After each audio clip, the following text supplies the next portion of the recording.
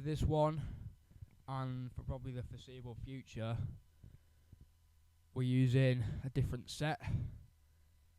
I've actually got an audio interface in front of me right now. This is how professional this has got. Do you mind?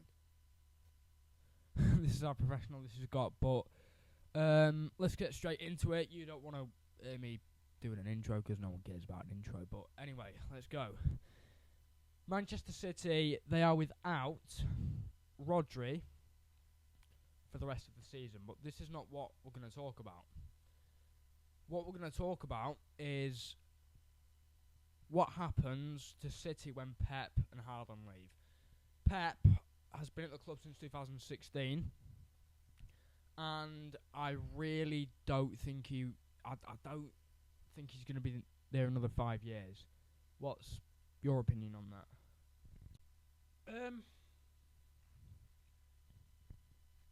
I personally feel that I don't think he's got much longer left at City, to be honest.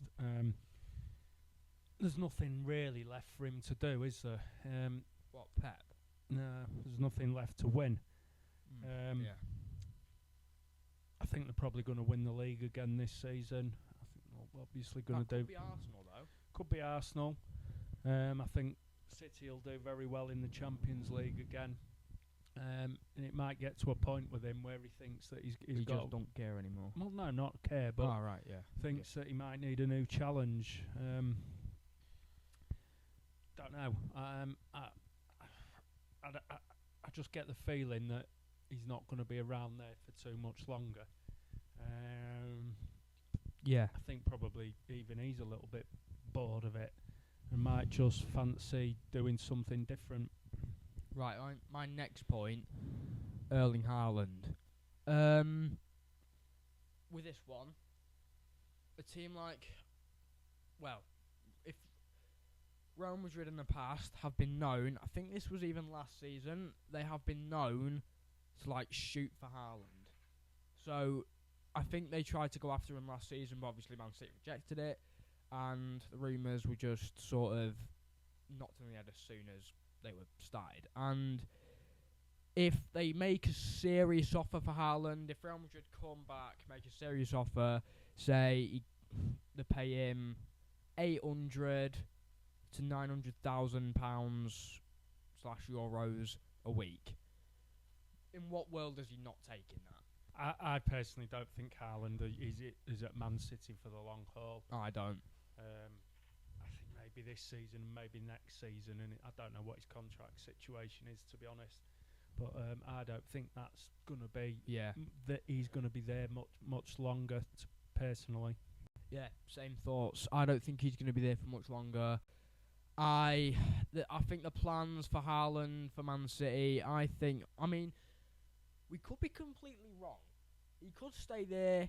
He could be loyal to Man City. He could be one of them. He could be loyal.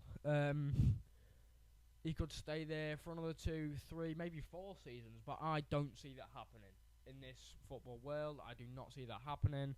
I don't think he stays at Man City for another 3, 4 seasons. I don't see that happening.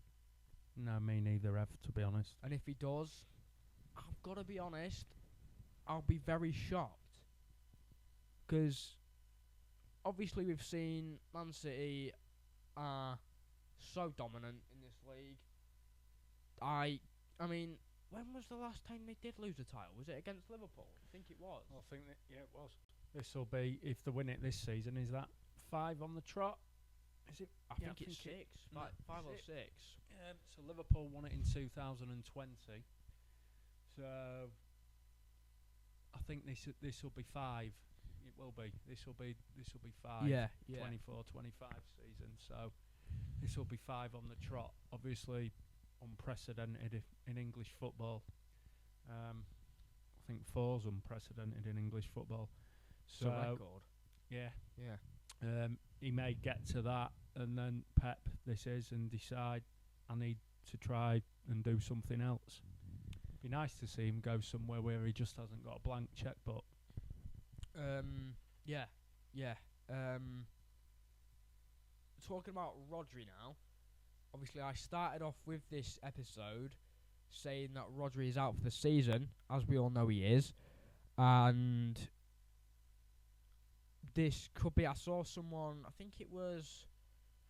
I don't know who it was actually. I've forgotten who it was. Who I saw say this, but they said that this could be Rodri's last season in a Man City shirt if he decides to leave at the season. I don't know whether that will happen or not.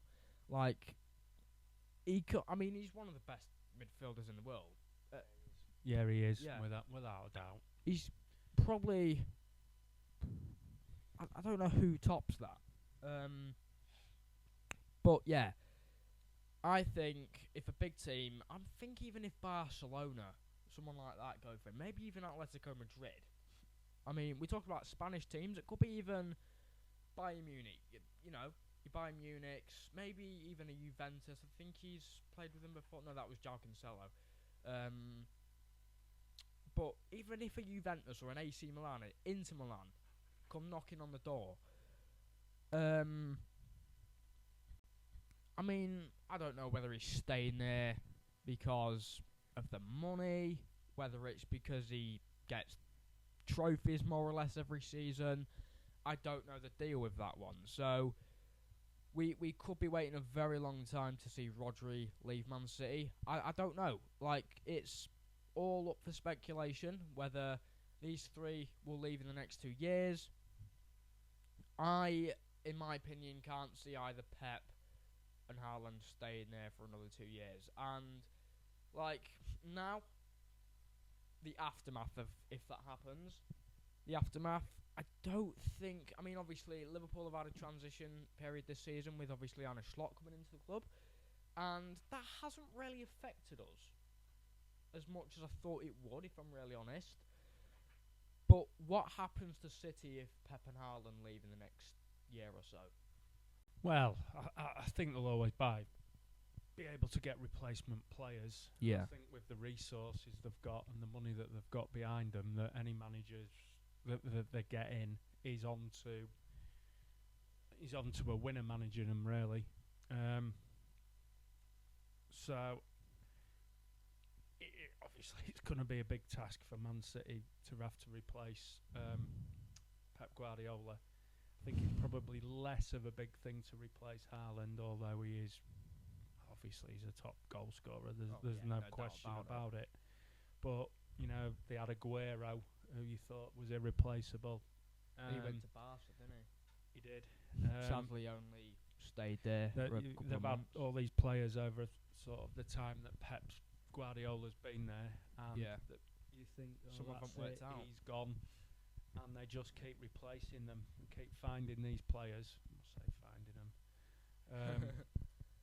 and they just get ready-made replacements in who just seem to always hit the ground running. With the odd exception, I don't think there's been a signing really at City that's particularly flopped. Yeah, it's about the replacement. I mean, he might not leave for another 1 or 2 years, and City have probably already got a replacement for him.